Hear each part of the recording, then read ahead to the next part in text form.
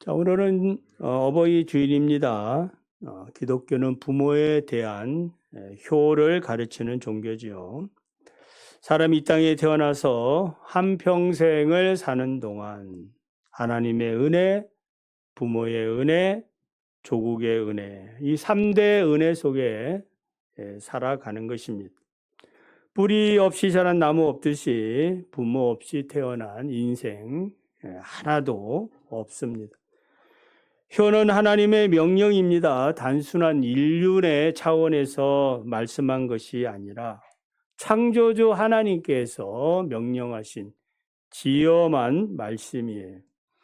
십계명은 하나님과의 관계의 명령인 첫 번째에서 네 번째 계명, 그리고 사람과의 관계에서 명령인 다섯 번째에서 열 번째 계명이 있죠. 사람과의 관계에서 첫 번째 계명이 그 명령이 내 부모를 공경하라입니다. 출애굽기 20장 12절에 내 부모를 공경하라 그리하면 내 하나님 여호와가 내게 준 땅에서 내 생명이 길리라. 신명기 5장 16절에도 너는 너의 하나님 여호와의 명한 대로 내 부모를 공경하라 그리하면 너희 하나님 여호와가 내게 준 땅에서 네가 생명이 길고 복을 누리리라. 바울은 에베소서 6장 2절에서 내 아버지와 어머니를 공경하라 이것이 약속 있는 첫 계명이라. 약속 있는 첫 계명이라는 말은 무슨 뜻이에요? 자식으로서 부모에게 효를 다하면 하나님이 반드시 복 내려준다. 믿으시면 아멘. 반드시 준다는 거예요. 약속이 주어진 것. 그것은 부모님이 어떠한 분인가 그거를 따지는 것이 아니라 부모라면 무조건 효를 다하라 이 말입니다. 본문은 예수님이 골고다 언덕에서 십자가에 매달려 돌아가시기 직전에 있었던 내용이죠. 십자가에 달리신 예수님. 십자가 위에서 고통 가운데 이렇게 아래를 내다보니까 누가 계시는 거예요? 자기 어머니, 육신의 어머니 마리아가 있었어요. 제자인 요한 곁에 선 것을 보았어요. 그 곁에 이모 글로바의 아내 마리아, 막달라 마리아. 애처로운 눈을 가지고 보고 있는 거죠. 어머니의 그 마음이 얼마나 상하겠습니까? 아들이 저렇게 고통받아 죽어가는 걸 보고 있는 그 엄마, 괴로운 겁니다. 이때 예수님이 마리아를 보고 말하지요. 여자여 보소서 아들입니다. 그리고 요한에게 보라 네 어머니라. 그때부터 이제 요한이 마리아를 자기 집에 모시고 살았다라는 겁니다. 예수님은 마지막 운명 직전에 여자여 보소서 아들이라. 그리고 요한에게 이제 부탁을 하는 장면도 우리가 볼 수 있죠. 육신을 입고 이 땅에 오신 예수님, 육신을 입고 있는 동안 자기를 낳은 그 어머니 마리아에게 마지막 순간까지 최선을 다하는, 효를 다하는 그런 장면을 보고 있는 것입니다. 그리고 이 효의 대상을 일반적인 혈육의 관계를 넘어선 새로운 관계를 선언하신 그런 내용입니다. 그것은 예수님의 어머니 마리아는 지금부터 요한의 어머니 마리아가 된다라는 그러한 선포입니다. 예수님은 하나님의 아들이십니다. 하나님의 아들이시지만은 죄인을 구원하기 위해서 이 땅에 육신을 입고 오셨어요. 요한복음 1장을 보면은 말씀이 육신이 되어 우리 가운데에 거하셨다. 하나님의 독생자의 영광이 가득하셨고 은혜와 진리가 충만하더라고 했습니다. 초대교회 이단 중에는 이제 가연설을 주장하는 자들이 있어요. 가연설. 그러니까 예수님이 하나님의 아들이신데 신인데 어떻게 이 신이 죄인의 몸을 입을 수 있느냐? 불가능하다. 예수님이 잠시 이렇게 육신의 모습으로 보이는 것은 그거는 그렇게 그냥 잠깐 보였을 뿐이다. 그러니까 실제는 아니다. 이게 이제 가연설이거든요. 그래서 예수님께서 이제 뭐 사람이 되신 것, 죽으심, 사람이 아니니까 죽은 것도 없죠. 또 죽지 않았으니까 부활도 없는 거죠. 이것을 이제 믿지 않는 사람들이 바로 이제 이 가연설이에요. 성경은 분명히 말씀하고 있죠. 예수님은 성경대로 육신을 입었고 태어나셨고 성경대로 십자가에 죽으셨고 성경대로 3일 만에 부활하셨습니다. 틀림없는 사람이셨고 사람으로 죽으셨고 사람으로 사셨고 배고프셨고 눈물을 흘리셨고 애통하셨습니다. 그리고 신령한 부활의 몸을 입고 승천하시고 우리가 눈으로 볼 수 있는 그 모습으로 다시 오실 것이다 라고 약속을 하셨습니다. 구원에 이르는 참된 신앙 고백은 무엇입니까? 참 사람이 되신 예수님과 참 하나님이 되신 예수님을 믿는다고 고백하는 일이에요. 여러분 믿습니까? 참 하나님, 참 사람. 이걸 우리의 신앙 고백이에요. 예수님은 하나님의 아들로서 육신을 입고 이 땅에 오셨습니다. 하나님의 뜻을 행하러 오셨습니다. 사람의 아들로서 효를 다하고 형제들을 사랑하고 제자들을 사랑하고 끝까지 충성을 하셨습니다. 누가 보면 이 장을 보면 예수님의 어린 시절이 기록되어 있어요. 12살 때에 이제 예루살렘에서 절기를 지키고 내려가는 중에 집에 가선 중에 보니까 마리아와 요셉 보니까 누가 없어요? 예수님이 없는 거예요. 그래가지고 다시 이제 3일 길을 다시 돌아가서 찾아보니까 어디 계신 거예요? 성전에 앉아서 율법 선생님들과 율법을 토론하고 있었어요. 예수님 어떤 천재성이 이제 돋보인 장면이죠. 마리아와 요셉이 예수님께 말하지 어찌하여 따라오지 않았습니까? 그러니까 예수님이 어찌하여 나를 찾으셨나이까? 내가 내 아버지 집에 있어야 할 줄을 알지 못하셨습니까? 아주 놀라운 말씀을 하셨어요. 그리고 예수님은 이제 고향 나사렛에 돌아가 부모에게 순종했다. 이렇게 성경에 기록되어 있어요. 요한복음에 기록된 첫 번째 그 표적, 기적이 무엇이죠? 가나의 혼인잔치에서 물을 가지고 포도주를 만든 그런 놀라운 일입니다. 이 기적이 어떻게 해서 일어난 거죠? 어머니 마리아가 예수야, 포도주가 부족하단다. 그러니까 이 어머니 내 때가 아직 이르지 않았지만은 그러니까 메시아로서 공생의 사역을 아직은 아닌데 뭐 하겠다는 거예요? 어머니 말씀에 순종하겠습니다. 해가지고 이 물을 가지고 포도주를 만든 그런 기적이 일어난 거예요. 이제 예수님은 마지막 십자가 죽음의 순간에도 자식으로서 어머니를 향한 사랑의 표현을 다 했습니다. 아들이라 이렇게 말하는 거, 보소서 아들입니다. 이렇게 얘기하는 건 뭐예요? 미안합니다. 효를 다 해야 되는데, 내가 먼저 이렇게 이제 희생으로 이제 죽어가니까 미안합니다.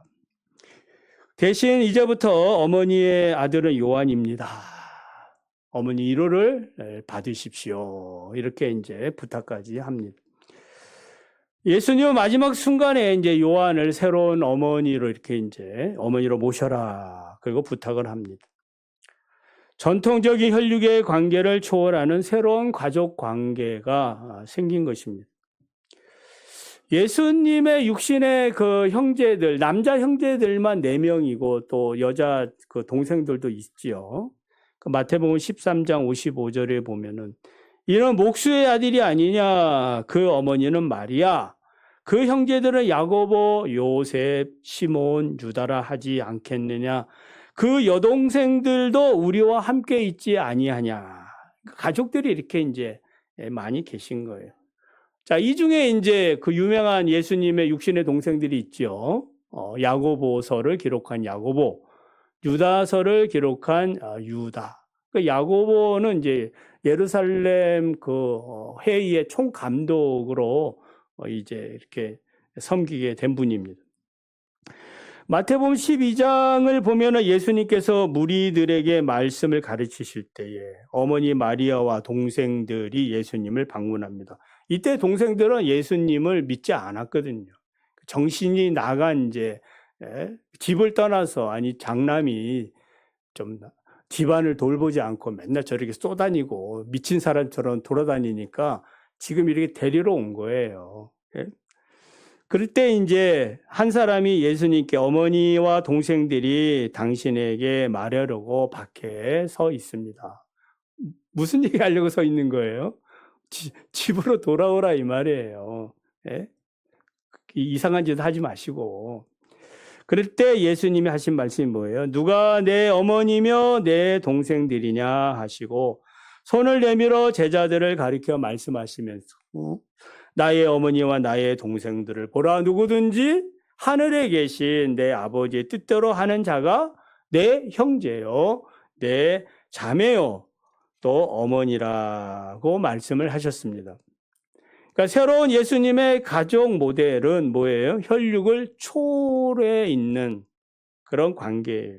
즉 아버지의 뜻대로 사는 자들이 예수님의 가족이 된다라는 것입니다. 놀랍지요? 그러니까 하나님의 뜻대로 사는 자는 누구든지 예수님의 가족이 되는 것이고 이것을 예수님이 새로운 영적 하나님의 가족 모델로 제시하고 있어요. 자, 그렇다면 여러분은 하나님의 가족입니까? 예? 자, 옆 사람 보십시오. 하나님 가족 맞습니까? 예. 또 이상한 분 들어오고 계신 거 아니에요. 가족도 아닌데 지금 가족인 체 하면서 이렇게 앉아있는 건 아닙니까? 감사하지요. 우리 모두는 예수를 믿는 사람들은 누구든지 하나님의 가족이에요. 할렐루야. 저도 하나님의 가족이고 여러분도 하나님 가족이에요. 우리 여기에 모여있는 이 자리에 모여있는 우리 모두는 가족이에요. 우리 충신교회 여러분들이 다니고 있는 교회 다 하나님의 가족들입니다. 자, 우리 모두는 이제 그리스도 안에서 하나님의 가족이 됐는데 조건은 뭐예요? 하나님의 뜻대로 살아야 한다. 이렇게 사는 자는 누구든지 예수님의 어머니가 되고 또 남동생이 되고 또 여동생이 되는 것입니다. 예수님이 이 땅에 오신 목적은 무엇이에요? 결국 가족 만들기 위해서 오신 거예요. 한 가족 만들려고. 그러니까 잃어버린 양 한 마리를 예수님이 찾는다 하지 않았습니까? 그 잃어버린 한 마리의 양은 누구예요? 잃어버린 가족들이고 바로 저와 여러분이에요. 예수님이 포기해버렸으면 어떻게 됐을까요? 쟤는 싹시 노래. 신앙생활 잘 못할 것 같아. 내 아버지의 말씀을 잘 못 들을 것 같아. 해가지고 잘라버리면 어떻게 되겠습니까? 큰일 나죠. 예수님이 포기하지 않았기 때문에 오늘 우리가 예수를 믿고 있는 거예요. 그래서 예수님은 아버지 대신 자기의 그 어머니, 잃어버린 남동생, 잃어버린 여동생을 찾으려고 이 땅에 오신 거예요. 찾다가 다 못 찾으니까 결국 자기의 생명까지 내어놓고 찾았던 것입니다. 이게 놀라운 십자가의 사랑과 은혜인 것입니다. 그래서 우리가 이 놀라운 사랑의 결과로 예수를 믿고 하나님의 자녀가 된 거예요. 로마서 8장 15절을 보면은 너희는 다시 무소하는 종의 영을 받지 아니하고 양자의 영을 받았으므로 우리가 아빠 아버지라 부르짖느니라. 할렐루야. 아빠 아버지 누구만이 부르는 거예요? 아버지 자녀만이 부르는 거예요. 갈라디아 4장 6절에도 너희가 아들이므로 하나님이 그 아들의 영을 우리 마음 가운데 보내사 아빠 아버지라 부르게 하셨느니라. 아무나 길 가는 사람 아무개나 아버지 이렇게 못 부른다 이 말이에요. 정신 나가서 이런다 이 말이에요. 여러분이 저를 아버지를 해보세요. 왜 그래요? 정신이 약간 어제 뭐 드신 것이 잘못됐습니까? 그렇게 하지요. 근데 우리 하나님 아버지를 아버지 하는데 거리낌 없어요. 하나님이 왜 너 날 아버지로 부르느냐? 이렇게 하지 않아요. 아들의 영이 있기 때문이에요.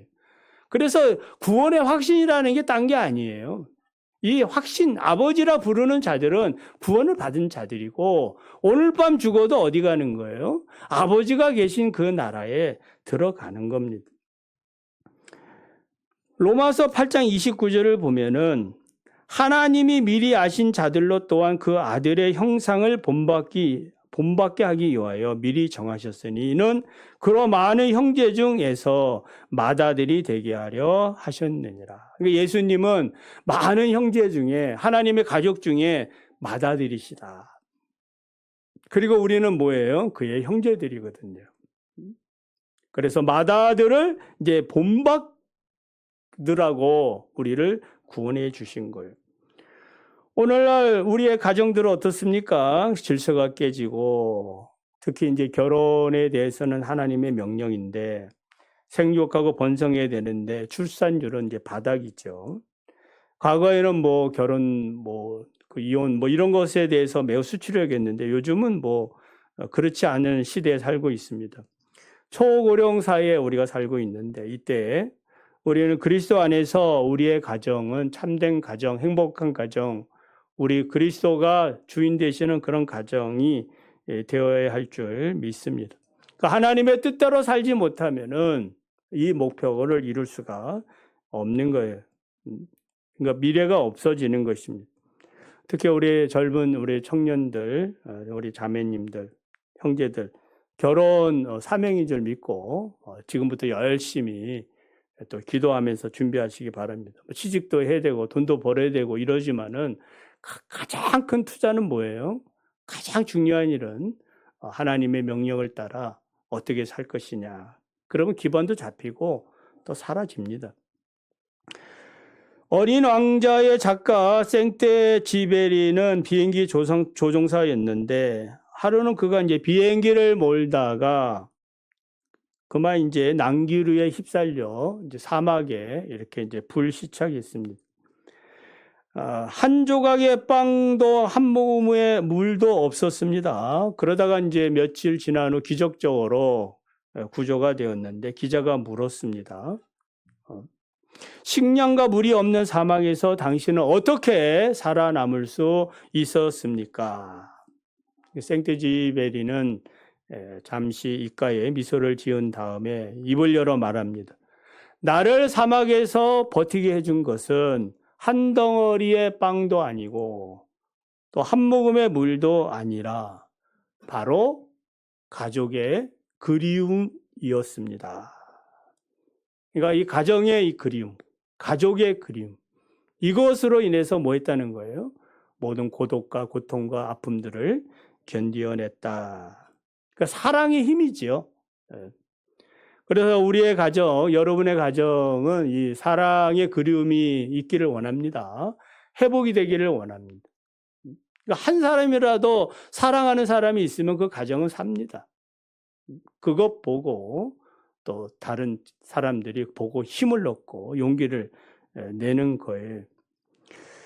교회란 어떤 곳입니까? 주님의 자녀들이 모여 사는 곳입니다. 믿습니까? 교회 주님의 자녀들이 모여 사는 곳이에요. 그러니까 하나님의 뜻대로 사는 자들이 모친이 되고 예수님의 남동생, 여동생들이 됩니다. 이렇게 모여 있는 우리가 이게 우리 한 가족으로서 되기 위해서는 아까 사랑의 그리움이 있는, 만나면 반갑고 보고 싶은 그런 관계가 되기를 원합니다.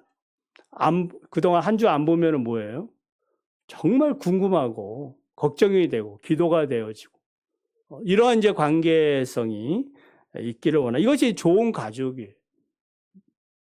밥을 한 상에 먹어야 되는데 안 보이면은 뭐 알아서 하겠지 이게 아니라 걱정을 하고 염려를 하고 안부를 묻고 또 문제를 해결하려고 하는 그런 노력들이 필요해요. 좋은 가족이 되려면 어떻게 되겠습니까? 예수님께서는 그 바울은 말하죠. 너희 마음에 예수 그리스도의 마음을 가지라. 그 그리스도의 마음을 맏아들의 마음을 갖는 거예요. 그래야 한 마음 한 뜻이 되거든요. 빌립보 2장 2절에서 5절 그 3절까지만 보면 마음을 같이하여 같은 사랑을 가지고 뜻을 합하여 한 마음을 품어 아무 일에든지 다툼이나 허영으로 하지 말고 오직 겸손한 마음으로 각각 자기보다 남을 낮게 여기고 각각 자기 일을 돌아보라. 골로새서 3장 13절 14절에도 누가 누구에게 불만이 있거든 서로 용납하여 피차 용서하되 주께서 너희를 용서하신 것 같이 너희도 그리하고 이 모든 것 위에 사랑을 더하라. 이런 온전히 매는 띠니라. 아멘. 그러니까 이 마음 가지고 살아가는 거예요. 맏아들 되시는 예수 그리스도를 우리가 본받아. 그러니까 형님, 가장 큰 형님이 어떻게 하시는가 그거 보고 아버지를 섬기는 거예요. 그리고 형제 자매 동생들 다 살펴보면서 살아가는 것입니다. 말씀을 맺습니다. 우리 모두 예수님이 새롭게 만들어주신 그러한 피조물이고 이 피조물들이 모여서 교회를 이루고 또 가정을 이룬 것입니다. 행복한 가정, 행복한 교회 만들기 위해서 아버지의 뜻받들어 살아야 됩니다. 우리 예수님이 어떻게 하셨는가? 우리를 구원해 주신 그 맏아들, 자신의 생명까지 십자가에서 내어주신 참 사랑의 그 형님, 그 주님을 보면서 우리도 주님을 따라 형제들을, 자매들을 사랑하고 우리 교회, 여러분의 가정 아름다운 복된 가정 되시기를 간절히 원합니다.